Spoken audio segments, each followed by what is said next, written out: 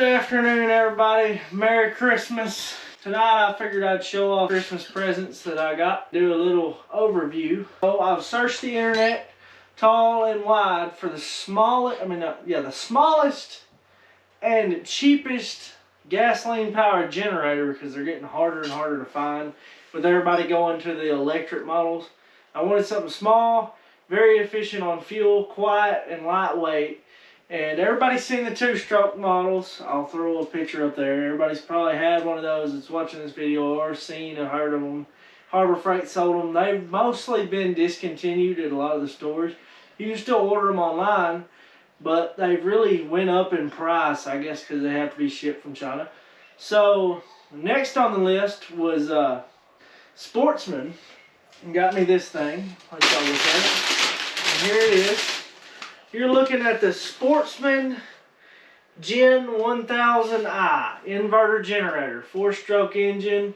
This thing weighs in at about 28-30 pounds. Where it puts out 1,000 watts. It's an inverter generator. It's kind of an overview because I didn't want to bore y'all with an unboxing, because y'all probably seen, if you're looking this thing up, probably 500 unboxings, and not really many people telling you, oh, I've took it and used it, and there is a couple videos where they used it. But this thing has been well used for the first 6 hours. I've been doing some demolition work where we was running skill saws and grinders, and it did that great. And I've actually used it all day, one day, powering the house in a power outage, running my ice box, which was drawing 700 watts, and all the lights and 4 TVs and my computer systems, and it did all that on eco mode, running at a very light speed. Now it kicked high gear when the refrigerator compressor starts, but other than that it didn't have no struggle. And the lights in here, you know, if you've used a conventional generator with LED lighting, you'll know what I'm talking about. They were kind of rough. Now this thing is just smooth as can be. Now these was on Black Friday, if you happen to see them at Atwood's, for $149. Now that is the cheapest inverter generator by far that I could find, let alone generator alone, because the little 2-stroke models online jumped up to about $200 to $160. Some places, if far in between, you can find them for around $99. But for the extra money and the trouble where you don't have to mix gas, and you know, the quality of electricity, this thing just blows the little 2-stroke models out of the water. Now don't get me wrong, they are great generators and they last a long time and they have no maintenance. Basically you never have to change oil or do anything other than, you know, clean the carburetor from when it sets, because they're, now this does hold oil, holds about, if you're opening one up brand new, you gotta get you a measuring cup because it holds 7.5 ounces. And the reviews on the internet say that when they first came out, they had an ordeal about it using 10 ounces of oil, and it was overfilled, blowing crank seals out of the engine and leaking all the oil out in the case around the generator, and that's not good. So 7.5 ounces, that's about the tip of the stick. You pull the panel off on this side where you have your pull rope cover, and it has to have a primer bulb. And it is equipped with a fuel pump, so I'm pretty sure if you buy the extended run gas cap that goes on here, and I think you have to fill this full of fuel, attach the gas cap to your external boat tank, and I believe it'll cause a draw, and it doesn't have to, like, it'll run over into this because the cap does seal. I've used that option with it stored indoors because I didn't want to leave it outside, and that all seals up good. Now it does have a pressure release. I've noticed that when it is closed and it gets real hot in the house, or kind of 80 degrees or so, this will actually pick up and vent excess pressure off. So that's one thing to worry about if you're hauling it in a vehicle or SUV, because you'll smell gas fumes when it lets pressure out, but that's to keep from exploding the gas tank. Now this thing does have a very strange carburetor. I would pull the cover off and show you, but it uses I'll put a clip in and show it, but it uses a diaphragm style carburetor, kind of like that you'd find on a weed eater, when most of your other generators use a float setup. And I believe they went to that on this model, which I ain't a big fan of those because diaphragms go bad, especially if you run ethanol fuel. But it's for like when it gets tipped and carried and all that, gas doesn't overflow, filling the engine and the compartment in here with gasoline, so you don't have a vent in there and all that from a diaphragm style carburetor. And it's a fuel pump itself, which I believe there is a fuel pump in the case too, because the gas tank is located way lower than the carburetor.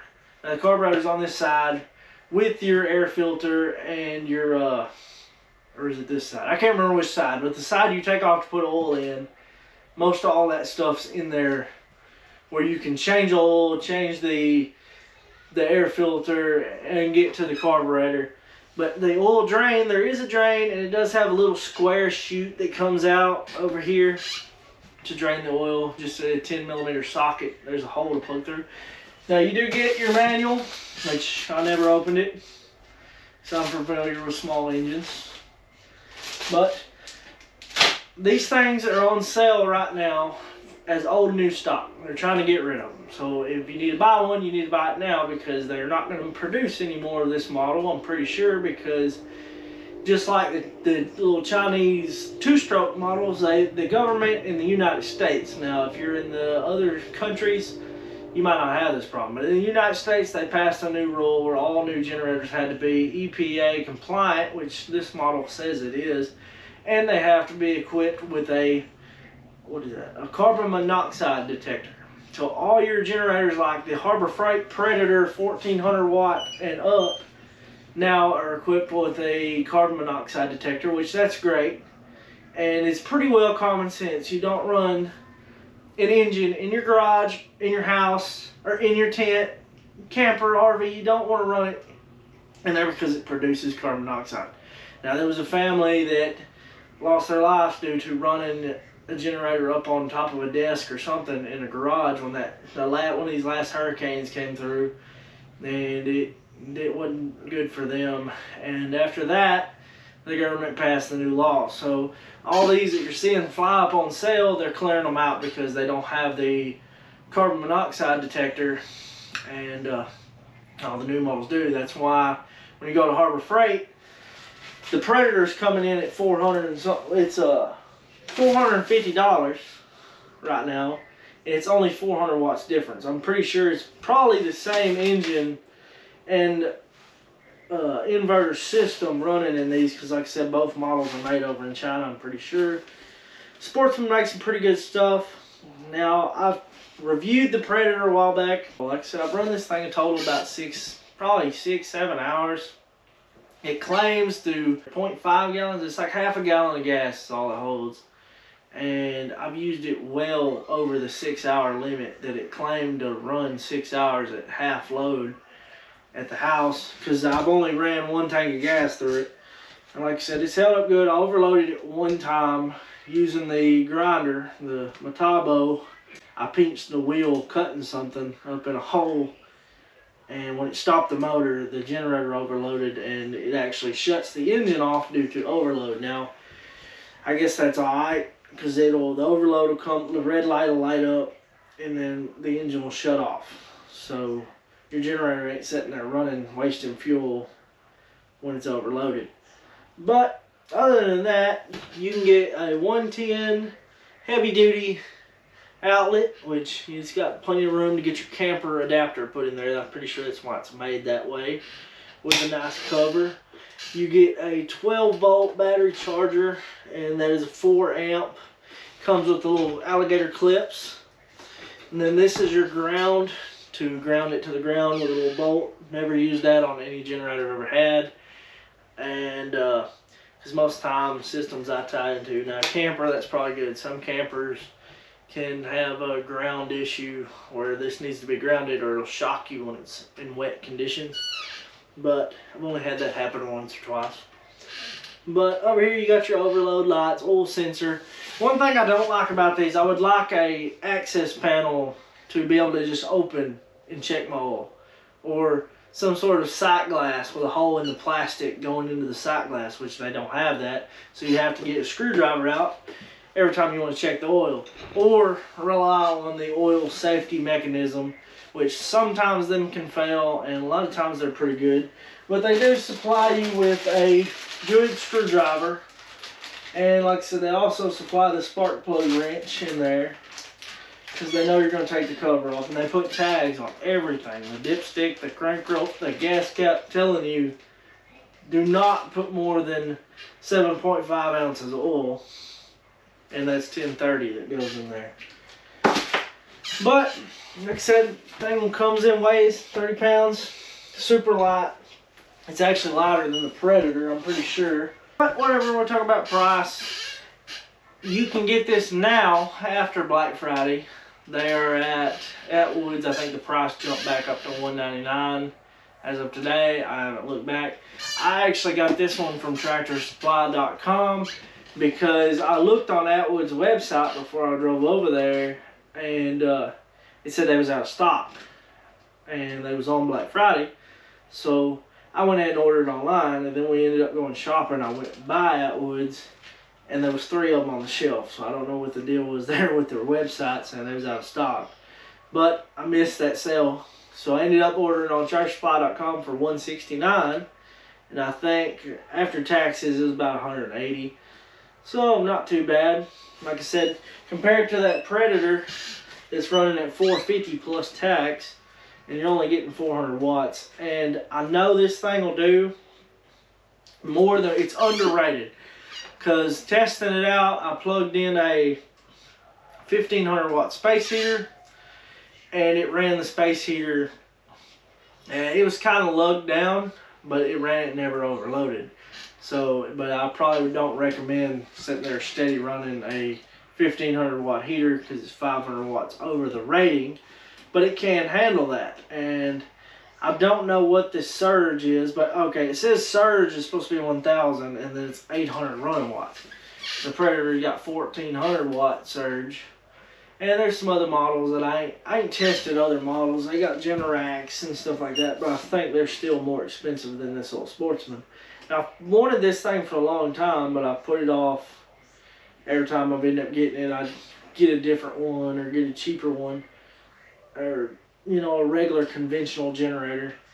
And I've tested the Champion back, I would say it was a couple years. It was before I was doing YouTube videos. I bought a brand new Champion 1000. No, it's a Champion 2000, the black yellow model at Tractor Supply. They keep them in stock a lot of times. They come in around, when I bought that one, it was $500. And the first one we got it, and I had it in storage for about, I don't know, a month. Full oil, ready to go. We used it like one time on the bars to run a light. I got it out here, and we had a bad storm come through, and it tore the power lines down right up the driveway. So I got it out, and I'll put a picture or whatever what it looked like and stuff on here. And I got it out, and I ran it for, you know, a good 2 days. The first one, it was the first day. It ran all day fine. And I come home, and it'd been running the icebox, and we was going to get in the house, you know, watch TV and stuff. So I turned the icebox off and went to kick the air conditioner on, just the one 5,000 BTU window air conditioner that was in the bedroom. And they'd only used 500 watts. So it kicked on, and it was like the engine in the Champion skipped a tooth on the timing gears or something. It would never rev up anymore, just dogging and smoking and stuff. So whatever, I was in the middle of that outage. I was able to get a hold of, I called the help number, and they was like, oh yeah, that's a common problem. You have to take it to some shop and get the engine replaced. I was like, no man, I need another one of these today. I'm like getting a power outage. So I ended up going to New Boston and to another Tractor Supply and talking to them and telling them what was going on, and they ended up exchanging it for me. And I got that one home, filled it up with brand new castor oil and everything, ready to go. And we ran it the rest of the power outage, and by the end of the power outage, it was smoking so bad when you crank it, and there was oil just leaking all out in the case, kind of like they was talking about these did when you overfilled them. So that one, I know that one had a different engine than this one did, I'm pretty sure. But we really had a problem with that oil leaking around the seals and smoking and stuff like that. So I ended up returning it and was intended to buy one of these, and never got around to it. So now finally they caught a sale and I got them before they was gone. Because like I said, they're going out. Now you can order these straight from Sportsman on their website. Now they are a little more expensive, and I'll go through and I'll add a picture of what they cost there. And but good little model. Merry Christmas, everybody. Alright, so right here I got a 10.5 amp chop saw, a 1500 watt electric heater, and we're going to test, see what this thing can run, and show y'all a little bit of what it can do, because you know it's a Sportsman, it's got to stand up to the name. I figured you'd be using it for woodworking and stuff like that. So I'll get her cranked up here and show y'all what it sounds like. The thing's actually really easy to start. You just open your gas cap vent. Make sure your fuel valve's on, and then pump the bubble a couple times, and put the choke to close. Make sure your switches are on. That's it right there. It's not very loud at all. So first up, we'll plug in the chop saw and see if it'll run it.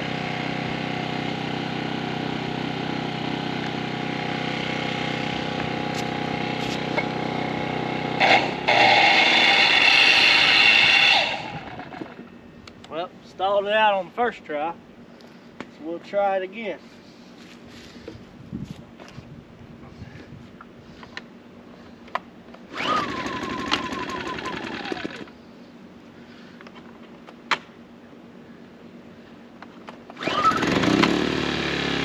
And I forgot to turn the cold start choker off. That might have made a difference.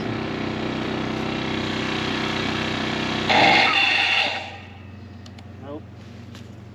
Give that one more try. Let's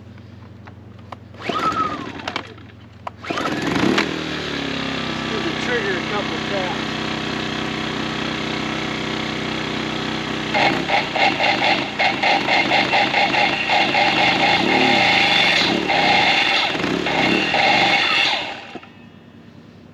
Okay, so a little bit, I guess the 10.5 amp chop saw is a little much. We'll give it one more try with the eco mode turned off and see what it'll do.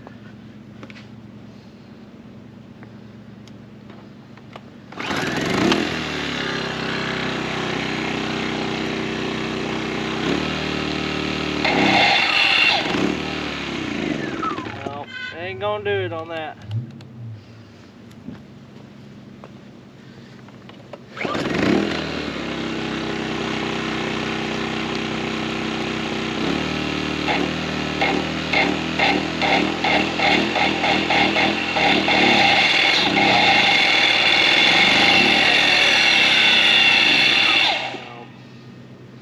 Won't run the chop saw.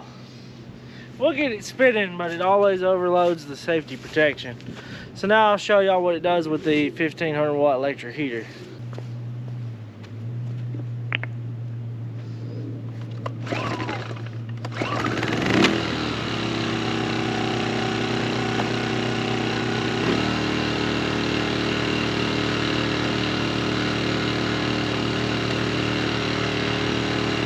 Turn the economy mode back on. This thing has a high and low setting, so we'll kick it on low first.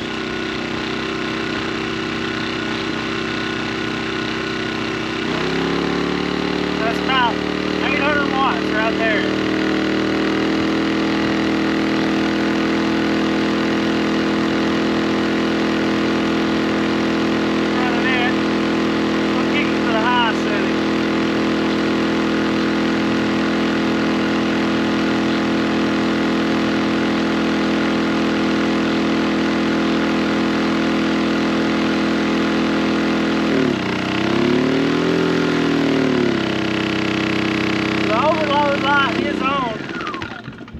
Yep, it killed it on high setting. I figured I'd give it a try on this Hyper Tough circular saw, skill saw. See if it'll run it. It claims to draw 12 amps, And the other one said it was only 10 amps. I know that chop saw's got a bigger motor than the skill saw. But I ain't gonna cut nothing. I'm just gonna see if it'll spool up the engine or the motor on there. So we'll crank her back up.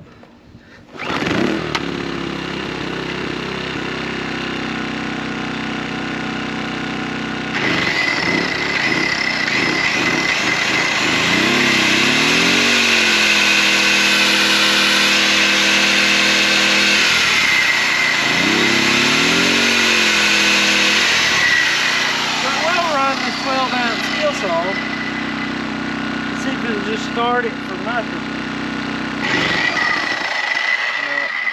So you gotta play with the trigger to get it going.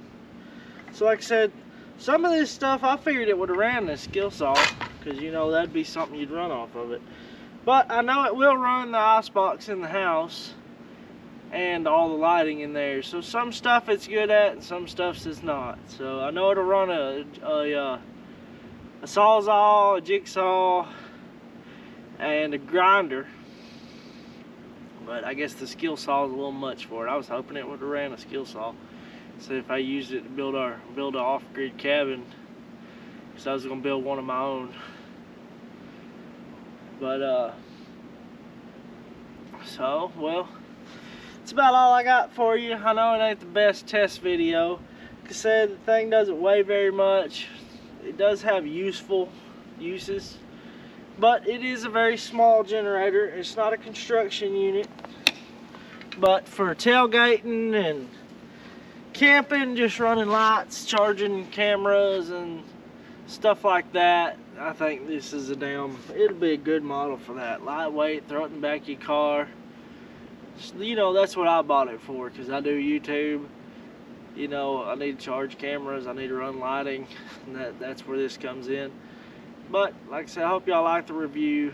I know there's a bunch of them on there. I figured I'd do one my own though. But everybody like and subscribe.